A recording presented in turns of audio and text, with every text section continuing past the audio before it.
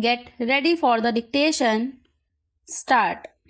Sir, several questions raised regarding the Defense Ministry and the External Affairs and Irrigation Ministries have been clarified by my colleagues from those ministries. My task, therefore, has been simplified to that extent.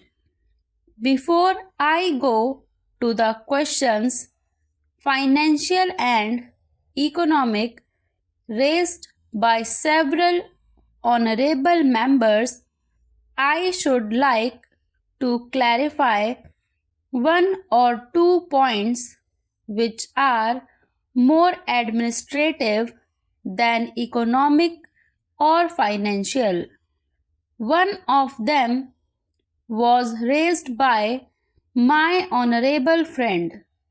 He raised the question about the recruitment by the Assistant Superintendent's Departmental Competitive Examination and particularly about the examination held in 1960. He said that about rupees 6 lakhs were spent for the 1960 examination, and later it was declared that no vacancies were available. He therefore suggested that a definite procedure should be there and the examination should be held according to the vacancies declared in advance, and all persons who have qualified in that examination should be eligible for promotion or for appointment. Sir, I do not know whether the honorable member knows how these vacancies are filled. He probably refers to the section officer's grade in the Central Secretariat service.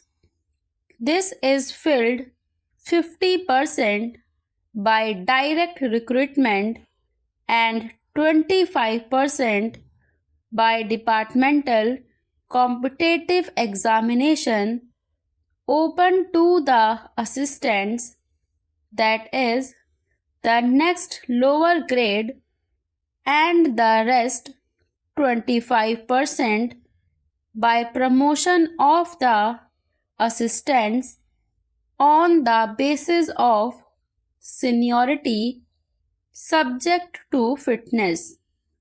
The examination, therefore, that he was referring to was a departmental competitive examination for filling 25% of the vacancies.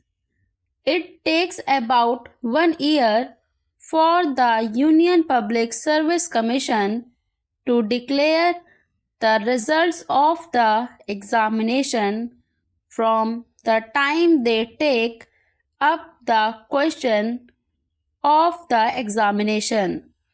It is not therefore possible to declare the number of vacancies to be filled in from the very beginning.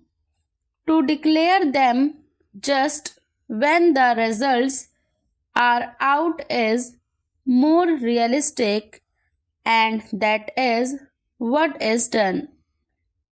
Sir, if the examination is treated as qualifying examination, the number of persons who will thus become eligible for appointment will be quite unrelated to the number of vacancies to be filled in, and then the very situation which the honorable member wishes to avoid would arise.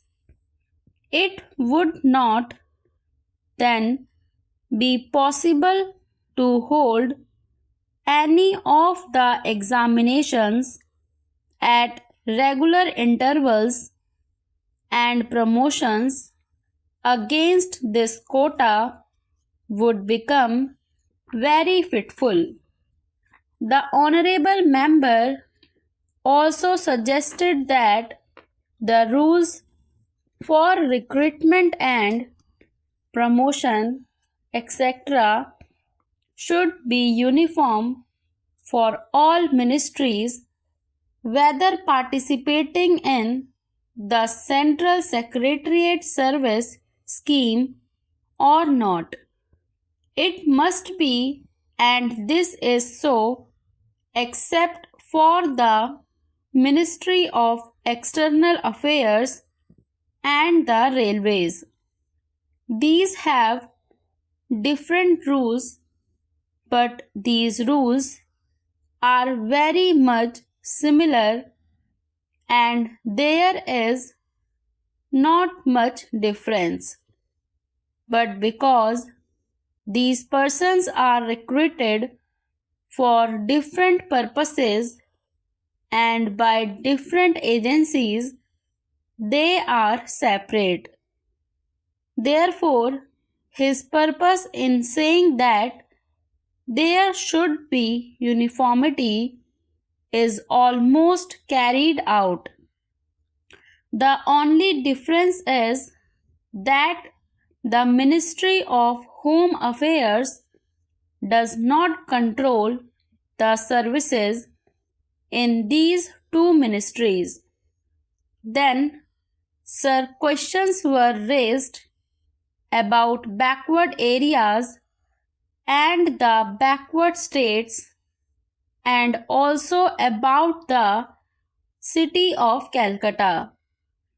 If the budget is properly scrutinized, it would be found that assistance is provided for the states, particularly the backward states, and the Finance Commission, which assesses the overall requirements of the states, takes this into consideration and makes its recommendations, which are carried out every time the Finance Commission's recommendations are received, and they are received periodically according to the Constitution.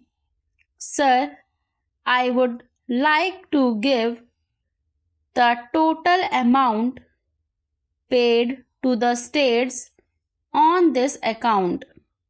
The main objective of planning is to create conditions in which living standards are raised in a sufficiently reasonable level, and all citizens are given full and equal opportunity for growth and service. The plans seek to provide a balanced emphasis on increase in production and employment. The development plans are thus accepted as the means for ensuring equitable development in the field of social services.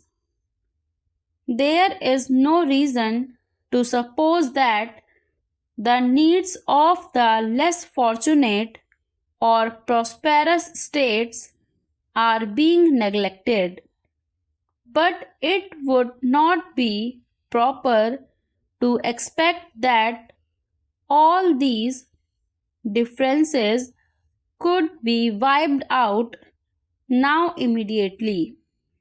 it must be seen whether we are going towards that very end or not.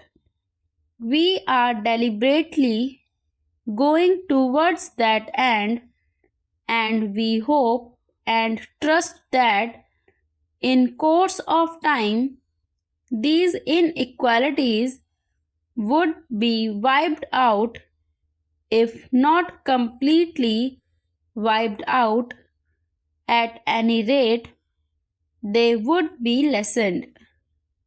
My honorable friend complained about inadequate provision included in the plan for meeting the growing requirements of the city of Calcutta, where even the basic services like water supply, sewage disposal, and drainage were not being augmented, and that the central government was not enthusiastic about solving these difficulties.